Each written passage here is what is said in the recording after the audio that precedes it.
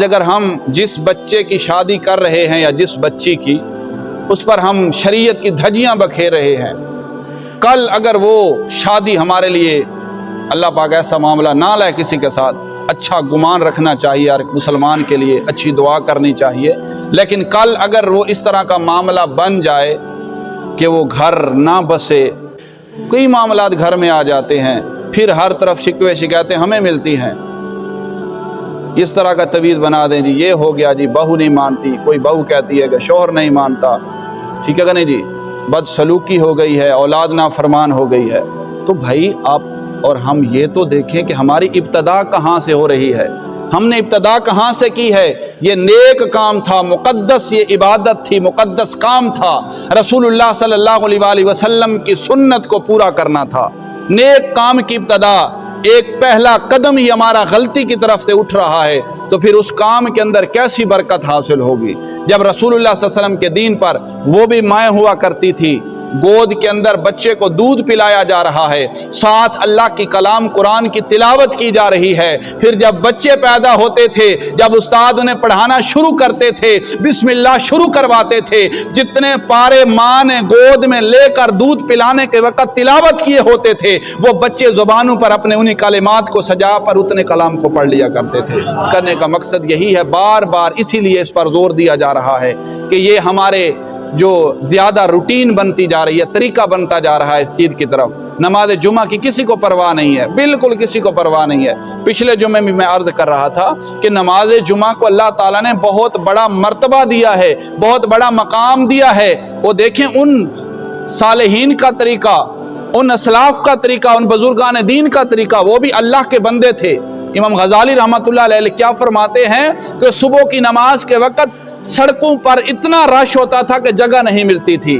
رش کس چیز کا ہوتا تھا کہ لوگ جامع مسجد کی طرف جا رہے ہوتے تھے، کس چیز کے لیے؟ نماز جمعہ ادا کرنے کے لیے، اور غافل خرید و فروخت کرنے کے لیے بازار کے اندر کس کس خیال سے جا رہے ہوتے تھے۔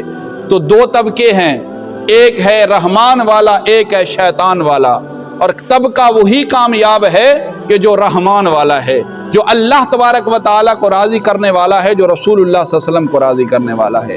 اور کامیابی بھی اسی طبقے کو ہے، اسی طبقے کو حاصل ہے کہ جس نے اس جہان میں اللہ تعالیٰ کے حکم پر عمل کیا اور سرخروئی حاصل کی، اللہ تبارک و تعالیٰ اسے سعادت دارین عطا فرماتا ہے۔ تو عزیزان محترم، یہ تو بات تھی جمعہ کی۔ اب ہم آ جاتے ہیں نماز فرض کی طرف۔ فرض نماز بھی تو ہے، جمعہ تو ہفتے میں ایک دن آتا ہے، فرض نماز پنجگانہ نماز، دن کے اندر 5 وقت فرض کی گئی نماز۔ ایسی باتیں اگرچہ محسوس ہو رہی ہوں، بہت زیادہ محسوس ہوتی ہیں، بہت زیادہ محسوس ہوتی ہیں، کیونکہ ایسی باتیں ہمیں اچھی جو نہیں لگتی، اچھی تو ہمیں آج وہ لگتی ہے نا جو ہمارے دل کو بھا رہی ہوں، دل کو بھا رہی ہوں۔ پھر بوڑھے بھی پوچھ رہے ہوتے ہیں وقت کتنے بجے کا وقت ہے، کون آ رہے نے، کیڑے فنکار نے۔ اللہ پاک آپ کو ہدایت عطا فرمائے۔ کیا آپ نے مرنا نہیں ہے؟ نوجوان تو دور کی بات ہے، آج کل بوڑھوں کا یہی طریقہ ہے، وقت پوچھا جا رہا ہے، کس جگہ پر پروگرام ہوگا، کب شروع ہوگا، کب ختم ہوگا۔ بہت افسوس ہے، بہت افسوس ہے، دل پھٹنے کو آ جاتا ہے جی۔ یہ مسلمانوں کا طریقہ نہیں ہے، پہلے بھی میں عرض کر چکا ہوں، یہ مسلمانوں کا طریقہ نہیں ہے۔ اپنے آپ کو بدلیں، اپنی سوچوں کو بدلیں۔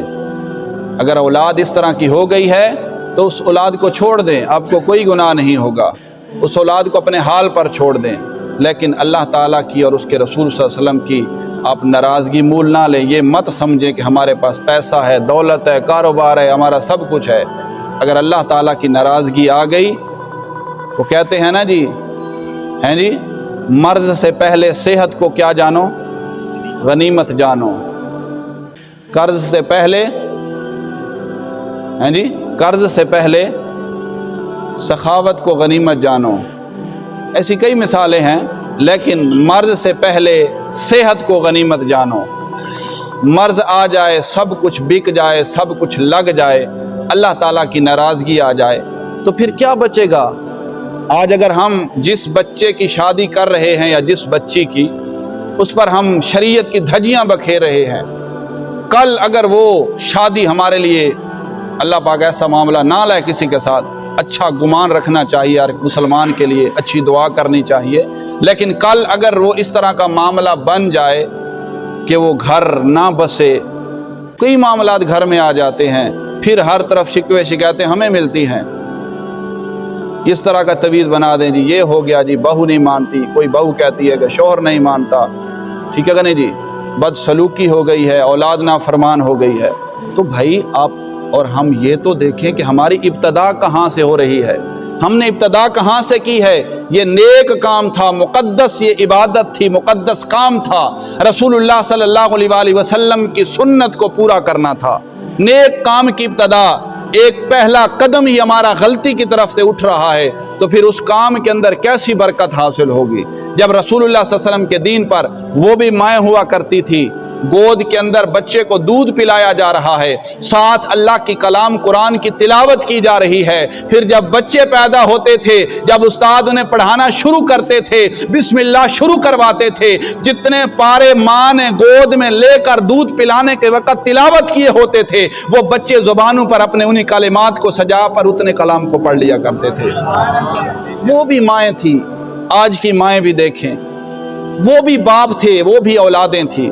हज़रत शेख अब्दुल कादिर जिलानी रज़ी अल्लाह ताला अन्हु, आपके अगर आप अहवाल पढ़ें तो आपको पता चले कि वो भी अल्लाह के पाए के बुजुर्ग, हुज़ूर अलैहिस्सलातु वस्सलाम के उम्मत के अजीम शख्सियत के हामिल शेख अब्दुल कादिर जिलानी, आपके और आपके वालिदैन के फिर अगर हम अहवाल पढ़ें तो हमारी आंखें खुल जाएं। लेकिन पढ़े कौन? हाँ जी, अगर हम सुनाते भी हैं, सुने कौन? हमने आना ही उस वक़्त है जब जमात खड़ी हो चुकी होगी, हमने आना ही उस वक़्त है जब एक रकात गुजर चुकी होगी। तो फिर अब क्या सुनेंगे, क्या समझेंगे? हमने जो देखना ही है टिकटॉक पर, फेसबुक पर, यूट्यूब पर, कंजर खाना देखना है। हमारे दिलो दिमाग के अंदर भी वही कंजर खाना जमा हुआ खड़ा है। हमने कहना है करना है तो ऐसे ही करना है, खुशी करनी है तो ऐसे ही करनी है। भाई खुशी इस तरह नहीं है। खुशी वो अजीम खुशी है कि जिसके अंदर आप अल्लाह को भी खुश कर रहे हैं, रसूलुल्लाह को भी खुश कर रहे हैं, फिर वो अल्लाह तबारक व तआला भी उस बंदे को खुश कर देता है, इतनी खुशियां अता फरमाता है कि जिसका कोई अंदाज़ा नहीं होता। अल्लाह तबारक व तआला से दुआ है कि अल्लाह तबारक व तआला हमको अपनी खुशियां अजीम तरीके के साथ निभाने की तौफीक कामिल नसीब फरमाए, और अपने शादी ब्याहों पर ऐन सुन्नत के मुताबिक, हम ये नहीं कहते आप ज़रूर ब ज़रूर मिलाद करवाएं, नहीं, ये मत समझना कि मौलवियों को अपना लालच है, ना करवाएं आप मिलाद, कोई ज़रूरी फ़र्द वाजिब नहीं है मिलाद करवाना। अब सादगी के साथ जितना शरीयत ने इजाज़त दी है उस कदर खुशी करके अपनी खुशी को पूरा करें, फिर अल्लाह तबारक व तआला कितना करम फरमाएगा। ये एक सख्ती होती है। अब चक पर अगर सख्ती है तो ये मत समझना कि एक का कसूर है। चक पर सख्ती है, किसी देहात पर, किसी महल्ले पर, किसी बस्ती पर सख्ती होती है ना। जो मामला चल रहे हैं सब कोई जानता है, मैं उन्हें खोलना नहीं चाहता।